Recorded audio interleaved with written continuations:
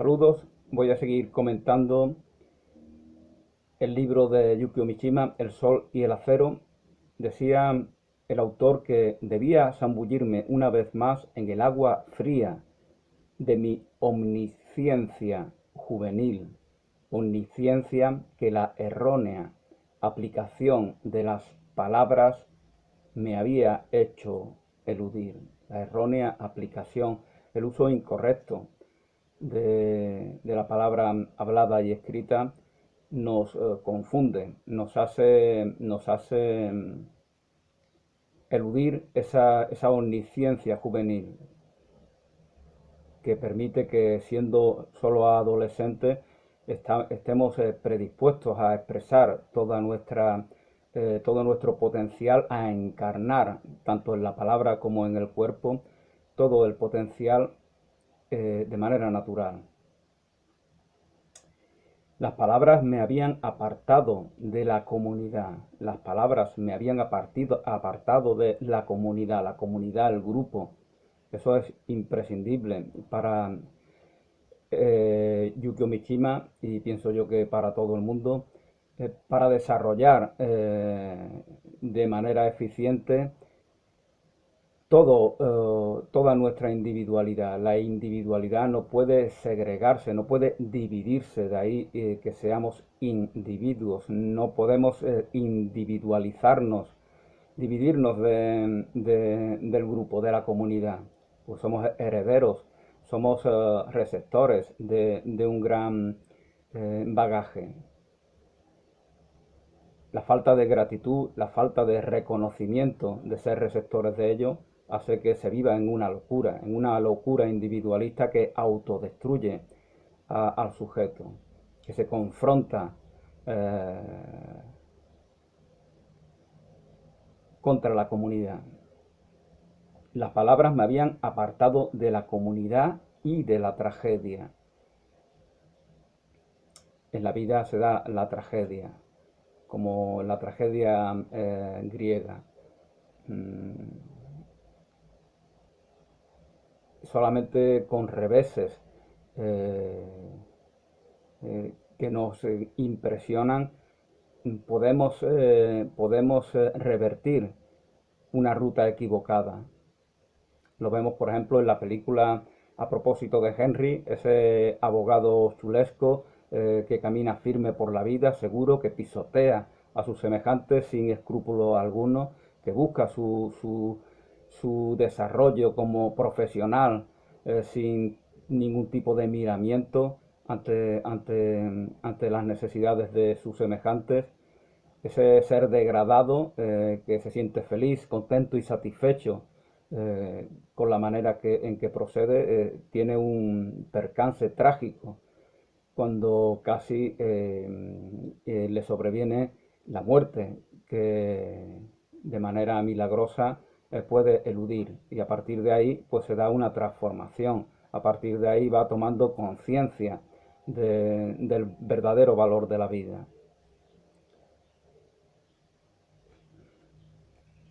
Es el impacto de lo trágico lo que le hace transformarse. Y esto en menor medida, evidentemente, era lo que acontecía ante la mirada de los espectadores del antiguo teatro en Atenas, en tiempos de Sófocles, de Esquilo. Cuando ante las obras representadas de estos, pues se quedaba en ellos, en esos espectadores, una impresión que les hacía recapacitar sobre la realidad en la que ellos vivían.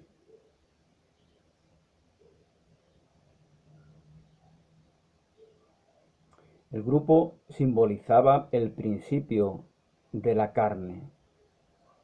Tenía la intuición, dice Mishima, de que el grupo simbolizaba el principio de la carne. Me he segregado de la carne, del cuerpo. He despreciado esta herramienta que me permite comunicarme con mis semejantes, que me permite expresar en ella todo mi potencial. todo el valor de la vida, individualizada en mí. Pero yo lo he despreciado, pensando que el valor el auténtico valor de la vida está en aquello que es invisible a los ojos. Y efectivamente es así, pero aquello que es invisible a los ojos debe de visibilizarse. Debemos informar, que significa llevar a la forma aquello que es invisible a los ojos, que como decía al principito es lo imprescindible en la vida. El grupo simbolizaba, el grupo está allá afuera, igual que mi cuerpo, como lo veo en el espejo. Veo que el espejo, veo que mi cuerpo no son mis pensamientos, no son mis sentimientos, no son mis emociones. Sin embargo, responde a ellas, responde a sentimientos, a pensamientos, a emociones, responde a mi estado de ánimo. Por lo tanto, no es algo segregado de lo que yo soy. Y el grupo cumple el rol de recordarme este hecho. El grupo simbolizaba el principio de la carne, tenía esa intuición. El sufrimiento compartido es el adversario de la expresión verbal. El sufrimiento compartido es el adversario de la expresión verbal.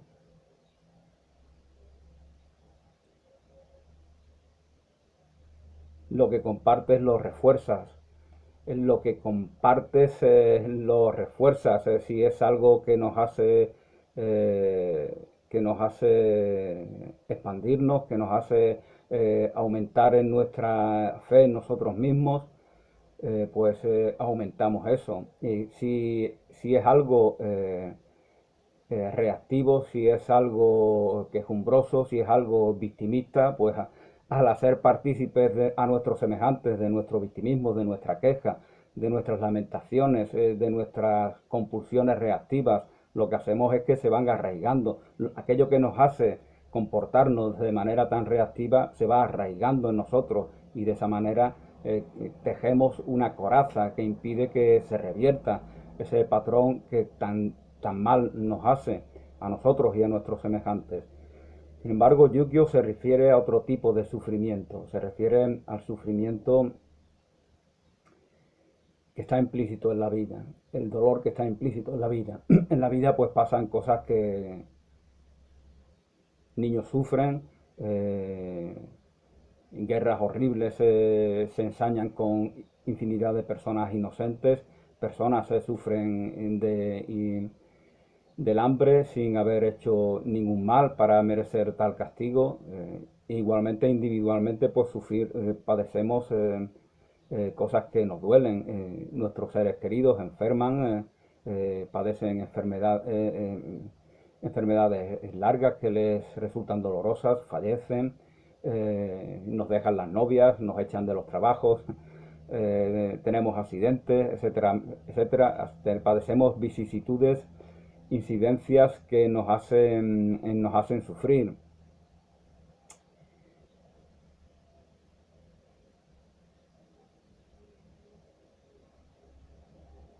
El sufrimiento compartido es el adversario de la expresión verbal. Con la expresión verbal podemos, mal utilizada, podemos engañarnos a nosotros mismos. Podemos querer buscar un refugio ante ese sufrimiento. Hay personas que, igual que hay adicciones al tabaco, al café, a la pornografía, a la televisión, hay adicción a los libros, hay adicción a leer, hay adicción a escribir, hay adicción a charlar y charlar, por muy profunda y por muy elevada que sea la plática en la que estemos inmersos. A veces eso puede convertirse si encontramos una complacencia hedonista y si de manera evasiva nos entregamos a esas actividades, es porque tenemos miedo, somos cobardes ante el dolor y queremos huir de él, queremos confrontarle una falsa terapia que lo que busca es resguardarnos de que nuestro corazón sea sensible ante ese dolor. De esa manera nos vamos insensibilizando no solamente ante nuestro propio sufrimiento, que queremos omitir, obviar como si no existiera, sino ante el sufrimiento de nuestros semejantes. Lo vemos en el mundo. En este mundo pasan cosas terribles, hay mucho sufrimiento, hay millones de personas esclavizadas, 1,5 millones, lo decía en el vídeo que hice sobre Lidia Cacho, que ha estado por aquí en San Fernando dando una conferencia recientemente. Hay casi 1,5 millones de niños y niñas que son esclavizados, que caen en las mafias, en las manos de mafias pederastas. Entonces, muchísimas cosas terribles ocurren. Sin embargo, nosotros nos sentamos a ver la Eurocopa, la Copa América, las Olimpiadas, felices y contentos, como si no pasara nada de eso. No es que no podamos hacerlo, sino que si solo hacemos eso, si nuestra vida es solo evasión, es busca de lo lúdico, busca del hedonismo, busca de la sensualidad, del sensualismo, pues entonces no, en nuestro corazón se ha endurecido, se ha insensibilizado, como comentaba, no solo ante nuestro sufrimiento, sino ante el sufrimiento de nuestros semejantes. El sufrimiento compartido es el adversario de la expresión verbal.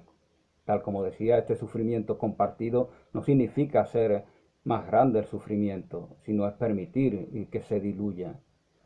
De la misma manera que el dolor que siento en el hombro cuando me doy un golpe, si lo comparto con la mano, pues el dolor comienza a desaparecer, comienza a diluirse de una manera natural. Pues de esa manera el grupo cumple ese propósito, esa función.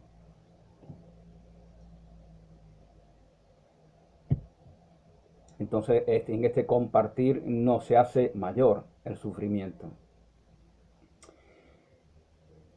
Pertenecer a sentido de pertenencia, eso que habla Simeone, el entrenador del Atlético de Madrid, ese sentido de pertenencia al grupo que nos permite aportar todo lo que potencialmente somos capaces de aportar al grupo, en bien del desarrollo del propio individuo, porque ambas cosas son lo mismo: desarrollo de tu individualidad y enriquecimiento del grupo vienen a ser la misma cosa. Evidentemente, aquel que vive bajo un paradigma de segregación, bajo un patrón de separación, no puede aceptar esto.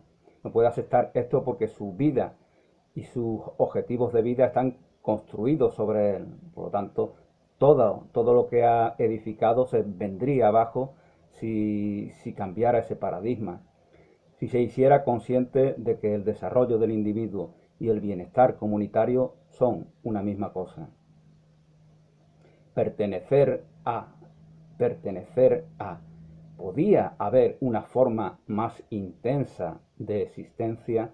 Dice Yukio Mishima. Evidentemente esto se corresponde con la tradición japonesa de la cual hablaba en el vídeo anterior, ¿no? De considerar que el sentido de la individualidad viene dado por el grupo, viene dado por la comunidad, por el pueblo, por la tradición, por el país, por el emperador.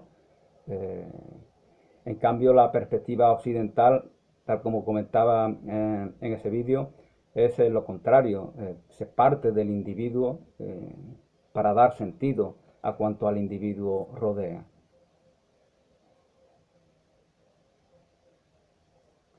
¿Podría haber una forma más intensa de existencia que aquella que nos da la conciencia de que somos partícipes, pertenecemos a esa comunidad de la cual no podemos segregarnos? Se pregunta Yukio Mishima.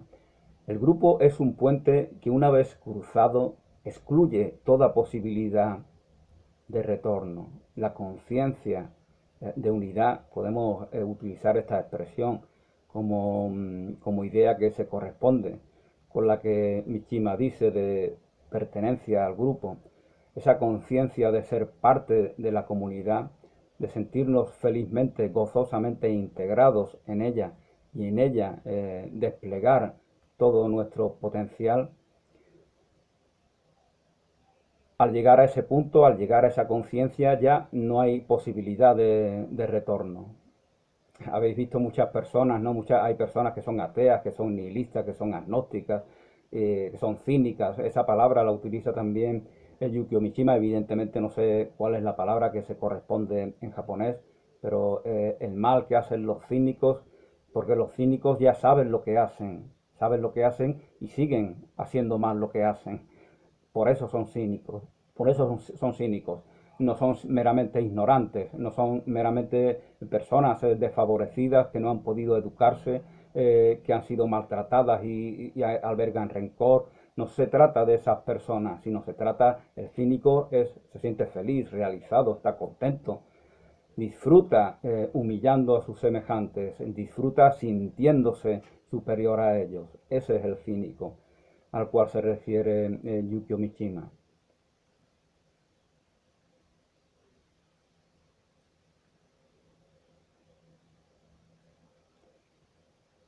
Y bueno, había perdido un hilo de lo que decía, ¿no? El grupo, había perdido el hilo de lo que decía, el grupo es un puente que una vez cruzado excluye toda posibilidad de retorno. Bueno, sí, comentaba sobre estas personas, ¿no? Que intentan, estas personas cínicas, nihilistas, agnósticas, que a veces intentan zaherir a muchos creyentes, a personas entusiastas, a personas de fe, a personas que son movidas por la certidumbre porque sus vidas están basadas en algo compacto, que jamás puede eh, venirse abajo. Sin embargo, estos cínicos piensan que sí, entonces van por la vida intentando saherir a las personas de fe. Sin embargo, su batalla está perdida, puesto que si verdaderamente consiguieran hacer perder la fe a esa gente eh, que es movida por ese entusiasmo y por esa fe, si verdaderamente pudieran hacer perdérsela es porque nunca la han tenido.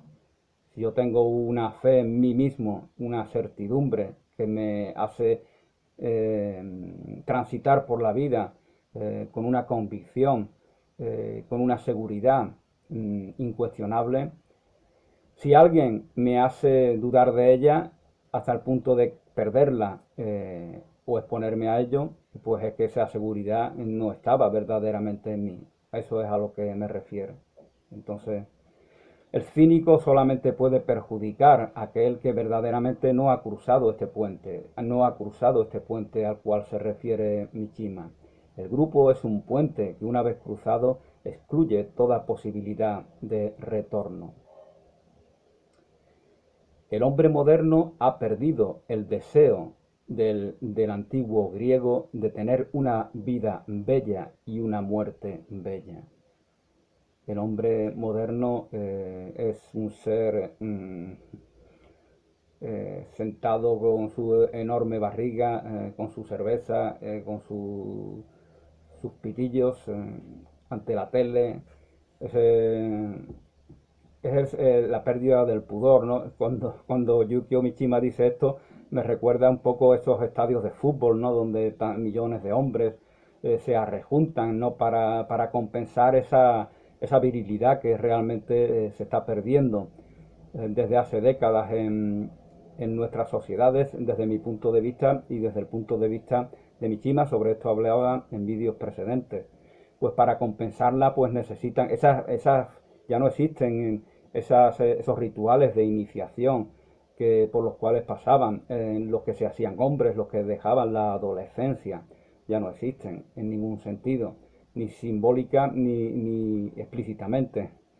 Entonces, es lo que hace, yo me imaginaba, por ejemplo, a ese típico señor Orondo que se quita la camiseta en la grada de un estadio de fútbol y no tiene ningún pudor, ¿no? Se exhibe ahí, exhibe sus carnes, sus hediondos olores corporales sin ningún tipo de reparo, ¿no? Esa es la degradación, no solamente que esté degradado, sino que está satisfecho de estarlo, se siente realizado en confundir su carne en toda en toda esa masa de carnes que rodean a un espectáculo donde 22 personas patean una cosa redonda.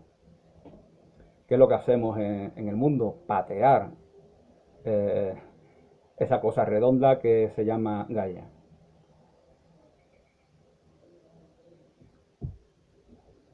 Bueno, pues comentaba Mishima que el hombre moderno ha perdido el deseo del antiguo griego de tener una vida bella y una muerte igualmente bella. Y él piensa que estos kamikazes en algún sentido tenían esta belleza. Él habla de espíritu, él habla de esa entrega al emperador, al grupo, a la comunidad, a algo que ellos ven como trascendente. Evidentemente hoy en día pondríamos mucho reparo, no tendríamos, no estaríamos de acuerdo con que sacrificar la vida tuviera un sentido. Pero él lo dice para darle un valor, no para darle valor a ello, ¿no? Sino para reconocérselo en sí. Esto es muy importante para Mishima, esto es lo que él quiere una muerte que verdaderamente tenga un propósito, que sea bella, por eso escenifica ese suicidio en ese cuartel que toma con sus compañeros de grupo que forman parte de ese ejército particular que él ha creado. Él necesita una muerte bella para dejar un testimonio. ¿Y cuál es ese testimonio? El testimonio de que, porque él no lo quiere para hacerse famoso, puesto que ya es famoso, esa fama no se la va a quitar nadie. Sus novelas son leídas por millones de personas en todo el mundo. Él lo que quiere es subrayar que el espíritu japonés se está perdiendo. Espíritu, lo importante es el espíritu, lo importante no es la forma.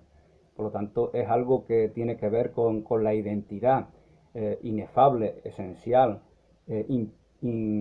imperceptible del pueblo japonés, que está siendo corrompida, que está agonizando. Y por lo tanto, él cree que precisa de ese sacrificio, entre comillas, porque la idea de sacrificio, ya lo comentaba en algún vídeo anterior, es más bien occidental. Para él es como un deber, como una obligación, como una deuda con su patria, con sus compañeros, con el emperador. Porque el emperador no solamente es una persona, sino que el emperador es Japón. En este caso, decía el Führer, Hitler, no, ich bin Deutschland. Y es mentira. Decía, yo soy Alemania. Es mentira, tú no eres Alemania. Tú usas de Alemania para destruirla, para hacerle daño, para perjudicarla. Tú no eres nadie. El emperador no dice, yo soy Japón. Son sus súbditos, son el pueblo japonés el que lo dice, no es que lo diga, sino que está convencido de ello. El emperador es Japón, por lo tanto, él representa la unidad del pueblo, él representa la identidad del pueblo y no puede segregarse lo uno de lo otro. Así es como lo ve Mishima y así es como tradicionalmente se ha visto a lo largo de la historia de Japón. Entonces Mishima quiere recuperar ese espíritu o que ese espíritu no agonice. Y de ahí la intención de su seppuku o harakiri. Y también cuando él comete este suicidio, no quiere implicar a sus compañeros de grupo. De hecho, antes de hacerlo, él deja una cantidad importante de dinero para que los problemas que estos compañeros pudieran tener les pudiera servir ese dinero para subsanarlos. Él quiere simplemente, es algo personal consigo mismo, en el cual la implicación del grupo, del emperador, del propio Japón, la implicación es solamente en su perspectiva personal. Bueno, pues por el momento lo dejo aquí, ya seguiré hablando del Sol y el Acero, esta obra de Mishima. Gracias y hasta una nueva oportunidad.